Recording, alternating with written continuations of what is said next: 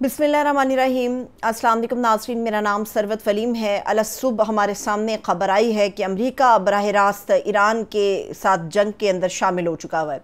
Israel और Iran के दरमियान जो जंग जारी थी उसमें तीसरा फरीक अमेरिका बराह रास्त दाखिल हो चुका हुआ है और ईरान की 3 अहम साइट्स जहां पर यूरेनियम अफसुदगी का काम हो रहा था उन तीनों को बंकर बस्टर्स के ज़रिए जो है वो टारगेट किया गया अलसुब। और ये बाकायदा तौर पे तस्दीक ईरान ने भी कर दी है और अमेरिका के सदर डोनाल्ड ट्रंप ने इसके ऊपर बाकायदा तौर पे अपने प्रेस को ब्रीफ भी किया है और ये कहा है कि मुकम्मल तौर पे हमने ईरान के इस मामले को ख़त्म कर दिया है। साथ ये धमकी भी लगाई है कि अगर ईरान अब मज़ीद टारगेट्स को अचीव करने से बचना चाहता है तो उसके लिए ज़रूरी है कि ईरान फौरी तौर पर अब मुज़ाकरात की मेज़ पर आ जाए। अगर तो वो अमन चाहता है और अगर इसी तरह से वो आगे बढ़ना चाहता है तो फिर अमेरिका के पास अभी बहुत सारी ऐसी चीज़ें हैं जो लॉक्ड हैं और ईरान के उन साइट्स के ऊपर भी जाकर अटैक किया जाएगा।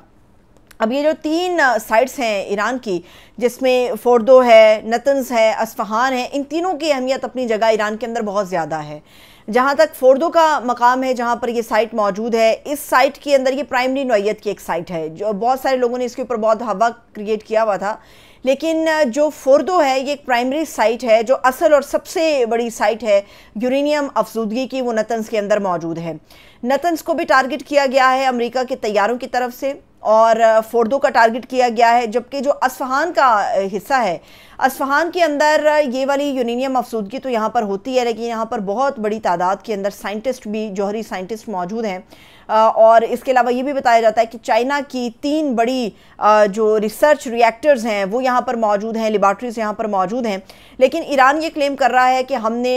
ये तवक्को कर रहे थे कि इन साइट्स के ऊपर अटैक होगा और इस हमले से बचने के लिए मुकम्मल तौर पे इनको पहले ही खाली करा लिया गया। अभी से कुछ लम्हात पहले ईरान की तरफ से बाकायदा तौर पे एक स्टेटमेंट रिलीज़ किया गया है और उस स्टेटमेंट के अंदर बताया गया है कि यूरेनियम अफसुदगी का काम जारी था, जारी है और जारी रहेगा। जो लोग ये समझ रहे हैं कि इन साइट्स के ऊपर अटैक करने के बाद ये हमारा यूरेनियम अफसुदगी का काम ख़त्म हो गया, तो उनको हम बता देते हैं कि वो अभी भी पीसफुली तरीके से जारी है और आगे बढ़ता रहेगा।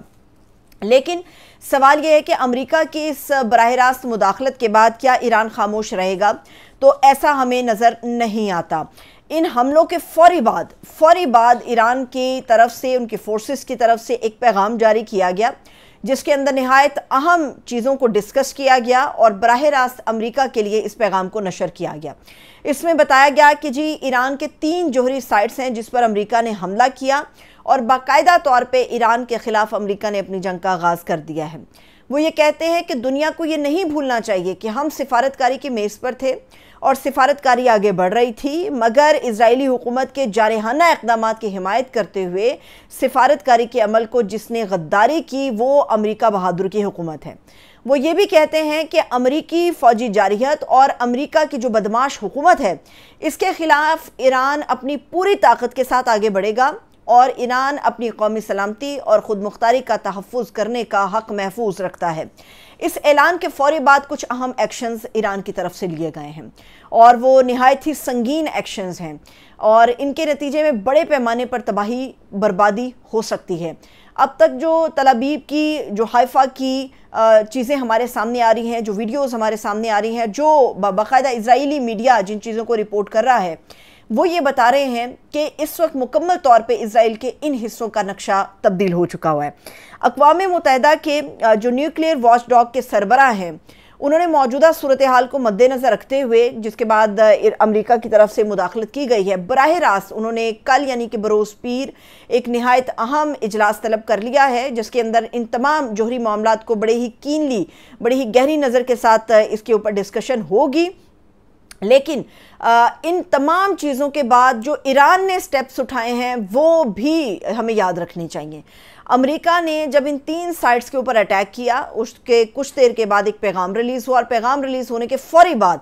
40 मिसाइलों की, हैवी किस्म के मिसाइल हैं ये 40, जिनकी एक स्ट्राइक की गई है और ये स्ट्राइक इजराइल के ख़िलाफ़ की गई है। इजराइल ने इस बात की तस्दीक की है कि जो मौजूदा हालिया संडे के दिन, आज के रोज़ स्ट्राइक की गई है उसके नतीजे में 80 के करीब लोग शदीद ज़ख्मी हैं और इन स्ट्राइक्स के नतीजे में जो मिसाइल ईरान की तरफ से फायर किए गए हैं वो खुरमशहर 4 हैं। खुरमशहर मिसाइल ऐसे हैं जो बड़ी तेज़ी के साथ आगे बढ़ते हैं और इनके अंदर वॉर हेड्स ले जाने की बड़ी अहम सलाहियत मौजूद होती है। تقریباً وار ہیڈ میں 3300 پاؤنڈ کے قریب بارود لے جا سکتے ہیں یہ میزائل، اور ان میزائلوں کے ذریعے جو بارود بھیجا گیا ہے اس نے اسرائیل کے اندر تباہی پھیلا دی ہے، اور اسرائیل نے خود اس بات کی تصدیق کر دی ہے کہ ایران کی طرف سے ہمارے خلاف یہ قدم اٹھایا گیا ہے۔ اسرائیل نے فوری طور پہ جو ان کے فضائی حدود ابھی کچھ باقی بھی تھی اس کو بھی مکمل طور پہ بند کر دیا ہے۔ اب یہاں پر ہمیں یہ بھی یاد رکھنا چاہیے کہ ایران نے اب چونکہ جواب دینے کا فیصلہ کیا ہے تو ایران نے ابھی اپنے جو تازہ ترین ٹارگٹس لاک کیے ہیں، اور ان کو لاک کرنے کے بعد خفیہ نہیں رکھا بلکہ اس کو بیان کیا ہے اور سرکاری ٹیلی ویژن کے اوپر بیان کیا ہے کہ ایران اس وقت اسرائیل کے خلاف جو اور ایک مزید سٹرائک کرنے جا رہا ہے اس کے اندر جدید ترین میزائل ہے ان کا خیبر شکن کا استعمال کیا جائے گا۔ خیبر شکن، جب ہم خیبر کا نام لیتے ہیں اس سے مسلمان بڑی اچھی طرح سے واقف ہیں، اور جو خیبر شکن میزائل ہے اس کے نام اور اس کی حقیقت سے واقفیت کے لیے دشمن کی طرف، صہیونی حکومت کی طرف ایران یہ خیبر شکن میزائل فائر کرنے جا رہا ہے، اور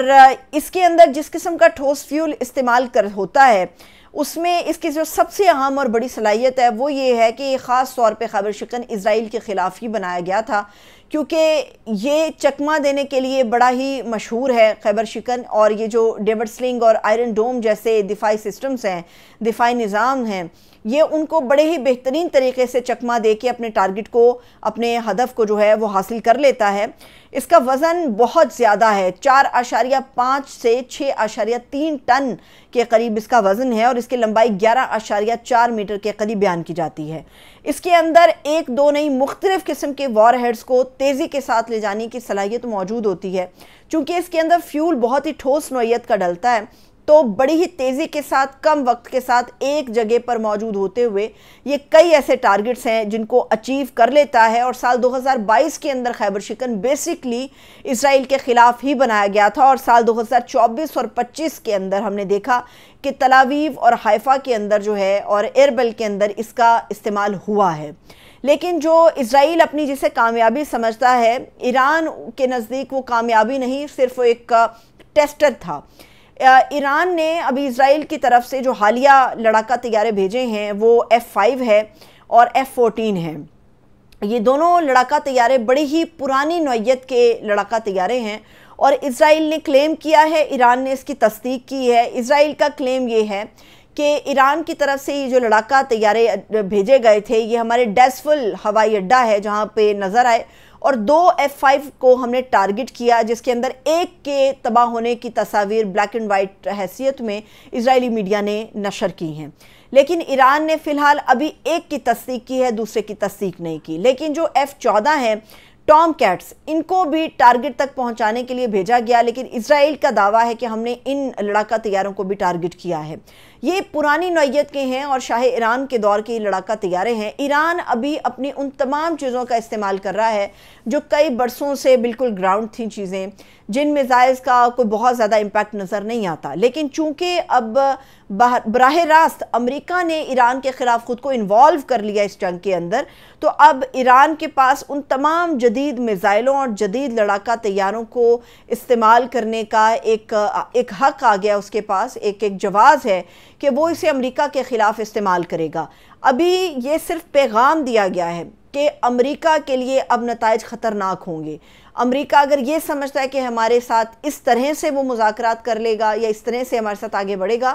تو یہ امریکہ کی خام خیالی ہے، اور ہمیں یہ نہیں بھولنا چاہیے کہ اس پورے صورتحال میں موجودہ سینیریو میں پاکستانی گورنمنٹ کی طرف سے امریکہ کا جو حملہ ہے بنکر بسٹر کے ذریعے ایران کی یورینیم افسودگی کی سائٹس کے اوپر، اس کی بھرپور مذمت کی گئی ہے۔ لیکن ایران اس وقت براہ راست اس جنگ کے اندر امریکہ کو دھول چٹانے کے لیے تیار ہے، اور یاد رہے کہ کچھ گھنٹے پہلے تک روس یہ متنبع کر چکا ہے